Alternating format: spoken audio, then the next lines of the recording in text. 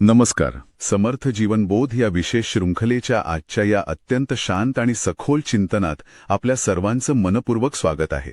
आजच्या आपल्या चिंतनाचा मुख्य विषय आहे 17व्या शतकातील एक अत्यंत प्रभावी रचना म्हणजे समर्थ रामदास स्वामीकृत करुणाष्टके आणि त्यातील बुद्धी दे रघुनायका ही अत्यंत आर्तसाद. नक्कीच हा एक अत्यंत अंतर्मुख करणारा विषय आहे. होय, आज आपण कोणत्याही कथेचा किंवा बाह्य उदाहरणाचा आधार न घेता थेट या रचनेच्या गाभ्याला स्पर्श करणार आहोत. समर्थांनी प्रभू श्री रामांकडे मागितलेली सद्बुद्धी ही केवळ भौतिक सुखासाठी नाहीये. बरोबर. ती आयुष्यात प्रत्येक क्षणी सावध जगण्यासाठी, आतल्या अज्ञानाचा समूळ नाश करण्यासाठी आणि खऱ्या आत्मज्ञानाकडे पोहोचण्यासाठी आहे. प्रपंचातून परमार्थाकडे जाताना मानवी मनाला ज्या अडचणी येतात तिथे बुद्धीचं महत्त्व काय आहे यावर आपला हा संवाद केंद्रित असेल. तर परमार्थाच्या आणि आत्मज्ञानाच्या या मार्गावर चालताना मानवी मनाला अनेक प्रश्न पडतात. स्वतःच्या अज्ञानाची जाणीव होणं हा प्रवासाचा पहिला टप्पा मानला जातो. पण हे अज्ञान नक्की कसं दूर करावं? आपण आजच्या काळात माहितीने इतके वेढलेले आहोत तरीही आतून एक रिकामेपणा जाणवतो. अशावेळी ईश्वराकडे केवळ बुद्धीचीच याचना का करावी लागते? हा अत्यंत मोलाचा आणि आजच्या काळाशी थेट जोडला गेलेला असा प्रश्न आहे. मानवी जीवनातील सर्वोच्च सत्य समजून घेण्यासाठी प्रथम स्वतःच्या मर्यादा मान्य करणं आवश्यक असते. समर्थ रामदास स्वामींनी त्यांच्या अफाट भ्रमंतीतून मानवी स्वभावाचे अतिशय सूक्ष्म निरीक्षण केले होते. त्यातूनच ही आर्तता बाहेर पडली आहे. आपण पहिली ओवी पाहूया, जी या संपूर्ण आध्यात्मिक साधनेचा पाया रचते. युक्ती नाही, बुद्धी नाही, विद्या नाही विवंचिता, नेडता भक्त मी तुझा, बुद्धी दे रघुनायका. या ओवीचा शब्दशः अर्थ पाहिला तर भक्त अत्यंत प्रांजळपणे मान्य करत आहे की माझ्याजवळ संकटातून सुटण्याची कोणतीही युक्ती नाही, परिस्थितीचे योग्य आकलन करणारी बुद्धी नाही आणि प्रत्यक्ष व्यवहारात किंवा संकटात उपयोगी पडेल अशी कोणतीही विद्या माझ्याजवळ नाही. हे रघुनायका, मी तुझा एक पूर्णपणे अज्ञानी म्हणजे नेणता भक्त आहे, मला तू सद्बुद्धी प्रदान कर. म्हणजे इथे स्वतःला पूर्णपणे शरण जाण्याची भावना आहे. अगदी बरोबर. आता आपण याच्या आध्यात्मिक अर्थाकडे वळूया. अज्ञानाचा नाश करून खऱ्या आत्मज्ञानाकडे म्हणजेच सेल्फ रिअलायझेशनकडे जाण्याचा हा पहिला टप्पा आहे. येथे भक्ताने आपल्या मीपणाचा म्हणजेच अहंकाराचा पूर्ण त्याग केला आहे. जोपर्यंत माणसाच्या मनात मी खूप हुशार आहे हा अहंकार असतो तोपर्यंत ईश्वरी ज्ञानाचा प्रकाश त्याच्या आत प्रवेश करू शकत नाही. हो, भरलेल्या पेल्यात जसं पाणी ओतता येत नाही. अगदी तेच. स्वतःला आतून पूर्णपणे रिकामे केल्याशिवाय सत्याची प्राप्ती होत नाही. यातील विवंचिता हा शब्द अत्यंत महत्वाचा आहे. याचा अर्थ केवळ पुस्तकी ज्ञान नसून जे ज्ञान प्रत्यक्ष व्यवहारात मदतीला येते त्या खऱ्या ज्ञानाचा अभाव येथे दर्शवला आहे. म्हणजे केवळ माहिती असणे पुरेसे नाहीये? नक्कीच नाही. याच गोष्टीचा मानसशास्त्रीय आणि व्यावहारिक दृष्टिकोनातून विचार केला तर आजच्या या माहितीच्या युगात जिथे माणसाला वाटते की आपल्या हातातील मोबाईलमध्ये सर्व जगाचे ज्ञान उपलब्ध आहे, हो, सगळं काही एका क्लिकवर मिळतं. बरोबर, तिथे मला सर्व काही माहीत नाही हे मान्य करण्यात एक प्रचंड मोठी नम्रता लागते. आज आपण पाहतो की माणसाकडे गुगल किंवा इतर माध्यमांमुळे माहितीचा महापूर आहे. पण जेव्हा आयुष्यात एखादे मोठं संकट येते, एखादी भावनिक पोकळी निर्माण होते, तेव्हा ही माहिती काहीही कामाला येत नाही. माहिती असणे आणि शहाणपण असणे यात खूप मोठा फरक आहे. अगदी खरंय. ज्ञानाचा भास म्हणजेच आधुनिक काळातील अज्ञान आहे. स्वतःला नेणता म्हणून घेणे हे बालकाच्या निरागसतेचे प्रतीक आहे. आजच्या काळात ज्याला आपण इम्पोस्टर सिंड्रोम म्हणतो, जिथे माणूस आतून घाबरलेला असतो पण बाहेरून मला सगळं येतं असं आवडतो. तो खोटा मुखवटा. हो, त्या खोट्या मुखवट्याला दूर फेकून देण्याची ताकद ह्या ओवीत आहे. अज्ञानाचा हा प्रांजळ स्वीकार हाच खऱ्या अर्थाने अज्ञानाच्या नाशाचा आणि खऱ्या आत्मबोधाचा आरंभ आहे. हा विचार खरोखरच चक्रावून टाकणारा आहे. म्हणजे आपण आजकाल माहिती गोळा करण्यालाच ज्ञान समजू लागलो आहोत. खऱ्या आयुष्यात जेव्हा वादळे येतात तेव्हा ही गोळा केलेली माहिती आपल्याला सावरू शकत नाही. बरोबर.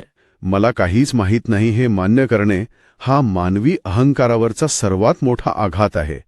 पण जर एखाद्याने हा अहंकार सोडण्याची तयारी दर्शवली आणि खऱ्या अर्थाने नम्रता स्वीकारली तरी एक मोठी अडचण उभी राहते. कोणती अडचण? मनातील सतत उठणाऱ्या विचारांचे आणि न संपणाऱ्या वासनांचे काय करायचे? कारण आपण जरी ठरवले की शांत बसायचे आहे, तरी मन तर एक क्षणही शांत बसत नाही. ते सतत बाह्य जगाकडे धावत असते. या आतल्या गोंधळावर कशी मात करावी? हा माणसाचा जुना पण आजही तितकाच जिवंत असा प्रश्न आहे. मन हे अत्यंत चंचल आहे. अहंकार सोडण्याची तयारी दर्शवली तरी मन लगेच ऐकत नाही. ते आपल्या जुन्या सवयींनुसार विषयांकडे धावत राहते. याच मानसिक अवस्थेचे वर्णन समर्थ रामदास स्वामी दहावीत अत्यंत अचूकपणे करतात. मन हे आवरे नाकी, वासना वावडे सदा, कल्पवा धावते सैरा, बुद्धी दे रघुनायका. या ओवीत भक्त ईश्वरापुढे आपली अगतिकता अत्यंत स्पष्टपणे मांडतो. तो म्हणतो, माझे मन माझ्या नियंत्रणात राहिलेले नाही. वासना सतत गोंधळ घालत आहेत आणि कल्पना सैरावैरा धावत आहेत. अगदी एका उधळलेल्या घोड्यासारख्या. आध्यात्मिकदृष्ट्या विचार केल्यास मानवी मन हे नेहमी अनित्य म्हणजेच नाशिवंत गोष्टींकडे सहज आकर्षित होते. आपल्या मनाला नेहमी अशा गोष्टी आवडतात ज्या आज आहेत आणि उद्या संपणार आहेत. येथे वासना म्हणजे केवळ शारीरिक ओढ नसून मनाला बाह्य विषयांकडे खेचून नेणारी कोणतीही इच्छा होय. बरोबर. या तात्पुरत्या गोष्टींकडून लक्ष काढून जे कधीच संपत नाही अशा नित्य परब्रह्माकडे किंवा आतल्या शांततेकडे मन वळवण्यासाठी अत्यंत प्रबळ विवेकाची गरज असते. मनाला आवरणे हेच खऱ्या परमार्थाचे प्रमुख लक्षण आहे. आणि आजच्या काळात तर हे अधिकच कठीण झालं आहे. नक्कीच. जर आपण याला आजच्या संदर्भात आणि मानसशास्त्रीय चौकटीत जोडले तर मानवी मनाचे हे चंचल स्वरूप अधिकच भयावह झाले आहे. आजच्या भाषेत सांगायचे तर वासना वावडे सदा म्हणजे आजचे डोपामाइन लूप्स. म्हणजे सोशल मीडियाचं व्यसन. हो. सतत सोशल मीडिया तपासण्याची सवय, किती लाईक्स आले हे पाहण्याची तीव्र इच्छा, हीच ती मनाला ओढून नेणारी वासना आहे. आणि कल्पवा धावते सैरा म्हणजे भविष्यातील चिंतांमध्ये मन भरकटणे, अतिविचार करणे. अगदी. आजचा मनुष्य सतत भविष्याच्या चिंतेत असतो किंवा भूतकाळातील आठवणींच्या ओझ्यात जगत असतो. मनात येणाऱ्या नवनवीन कल्पना आणि विचारांचं चक्र थांबत नाही. ज्याला आपण आजच्या भाषेत अँक्झायटी किंवा ओव्हरथिंकिंग म्हणतो. रात्री 3 वाजता अचानक उठून उद्या काय होईल याचा विचार करत बसतो, तीच ही अवस्था आहे. जेव्हा कल्पनाशक्ती अशी विनाशाकडे धावते तेव्हा तिचं नियोजन करण्यासाठी एक विशेष सावधबुद्धी लागते. बापरे. म्हणजे ज्याला आपण आज ओव्हर थिंकिंग म्हणतो त्याचं इतकं अचूक निदान समर्थांनी 400 वर्षापूर्वीच करून ठेवलं होतं. हे आश्चर्यकारक आहे. होय, मानवी स्वभाव मुळात तोच आहे. पण इथे मला एक प्रश्न पडतो. आतमध्ये एवढा मोठा मानसिक संघर्ष चालू आहे. विचारांची ही साखळी माणसाला आतून पोखरत असते. या मानसिक अस्वस्थतेचा आपल्या रोजच्या व्यावहारिक आणि सामाजिक जीवनावर नक्की काय परिणाम होतो? खूप खोल परिणाम होतो. म्हणजे जो माणूस आतून इतका अस्वस्थ आहे तो प्रत्यक्ष समाजात, ऑफिसमध्ये किंवा कुटुंबात कसा वावरतो? इथेच खरी मेख आहे. आतील गोंधळपडी आत लपून राहत नाही. तो माणसाच्या बाह्य वर्तनातून, त्याच्या कृतीतून नेहमीच प्रकट होत असतो. जो आतून अस्वस्थ आहे तो समाजात कधीही स्थिर आणि सहजतेने वावरू शकत नाही. समर्थ रामदास स्वामींचे तत्वज्ञान हे केवळ डोळे मिटून गुहेत बसण्याचे नाही, तर ते अत्यंत कृतिशील आहे. त्यांनी भक्तियोगाचा पुरस्कार केला, पण ही भक्ती सावध व्यक्तीची असावी असा त्यांचा आग्रह होता. बरोबर. याच सामाजिक आणि व्यावहारिक अक्षमतेवर त्यांनी त्या ओवीत प्रकाश टाकला आहे. बोलता चालता येना, कार्यभाग कळेची ना, बहुत पिढीलो लोकी, बुद्धी दे रघुनायका. या शब्दांचा सरळ अर्थ असा आहे की मला समाजात कसे वागावे, कसे बोलावे हे समजत नाही. हाती घेतलेले कार्य कसे पूर्ण करावे त्याचे कौशल्य माझ्यात नाही. आणि या अज्ञानामुळे मला लोकांकडून खूप पीडा मिळाली आहे. लोकांनी मला मूर्ख ठरवले आहे. म्हणजे संसारात राहूनही संसार नीट न करता येणे. अगदी. अध्यात्माचा खरा अर्थ संसारातून किंवा जबाबदाऱ्यांमधून पळ काढणे असा मुळीच नाही. समर्थ नेहमी सांगतात की आधी आपला प्रपंच नेटका करता आला पाहिजे. पोहण्याचं तत्वज्ञान कितीही वाचले तरी प्रत्यक्ष पाण्यात उतरल्यावर हातपाय कसे हलवायचे हे माहीत नसेल तर माणूस बुडतोच. व्यावहारिक अज्ञान नष्ट झाल्याशिवाय प्रगती नाही. नक्कीच. मानसशास्त्रीय आणि व्यावहारिक पातळीवर पाहिल्यास आज समाजात आपण पाहतो की अनेक लोक तांत्रिकदृष्ट्या खूप हुशार असतात, पण संवादाच्या कौशल्याअभावी आणि सामाजिक व्यवहार न समजल्याने ते मागे पडतात. ज्याला आजकाल आपण सॉफ्ट स्किल्स म्हणतो. होय, माणसाला जर साधे सामाजिक व्यवहार करता आले नाहीत, इमोशनल इंटेलिजन्स म्हणजे भावनिक बुद्धिमत्ता नसेल, तर समाज त्याला मूर्ख समजतो.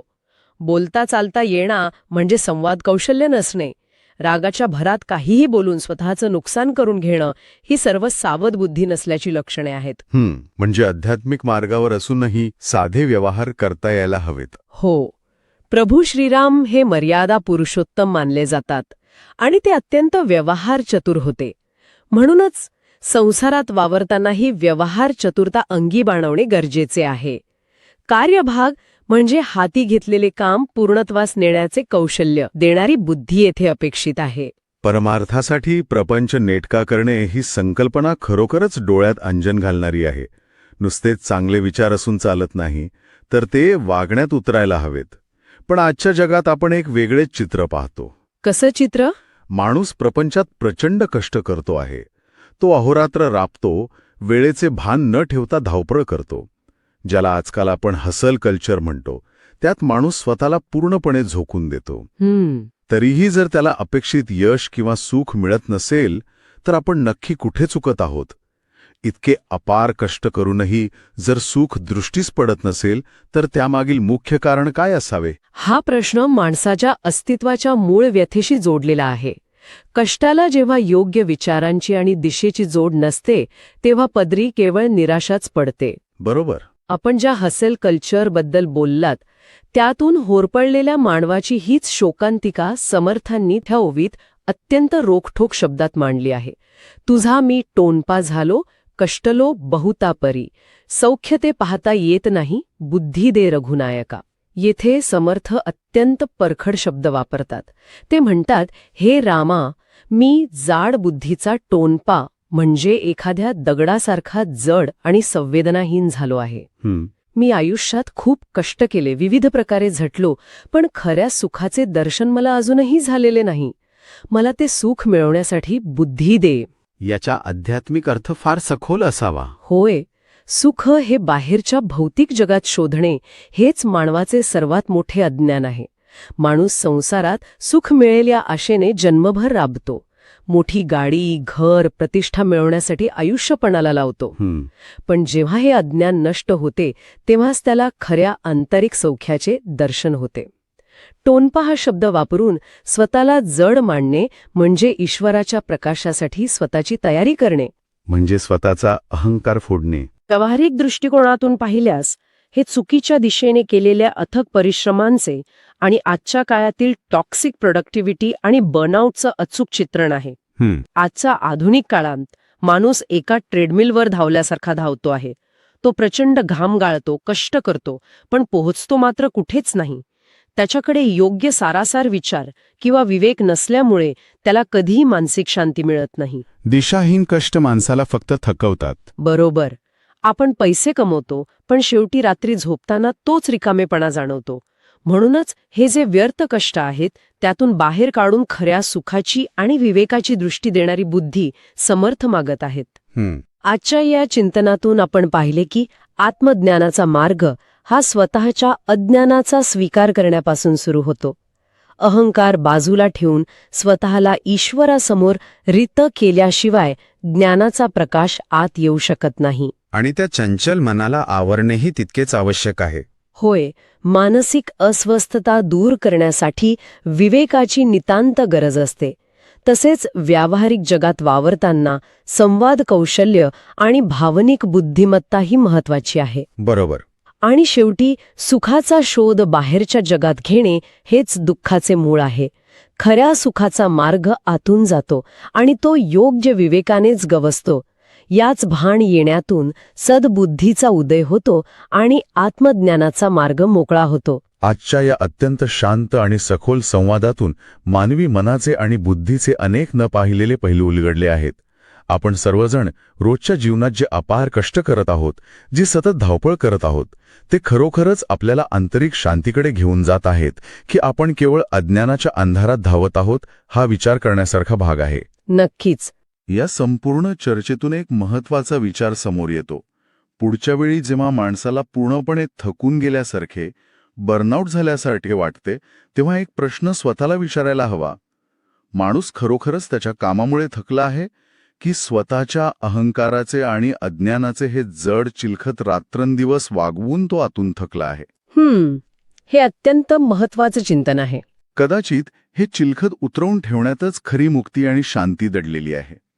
पुढील भागात आपण याच करुणाष्टकातील आणखी काही निवडक ओव्यांचे गूढ उलगडणार आहोत. प्रसंग आणि वेळेचे भान कसे ठेवावे आणि माणसाचा सर्वात मोठा शत्रू असलेला आळसावर कशी मात करावी, याविषयीचे समर्थांचे मार्गदर्शन आपण समजून घेणार आहोत. समर्थ जीवनबोधच्या या चिंतनात आज आपण इथेच थांबूया. नमस्कार. नमस्कार.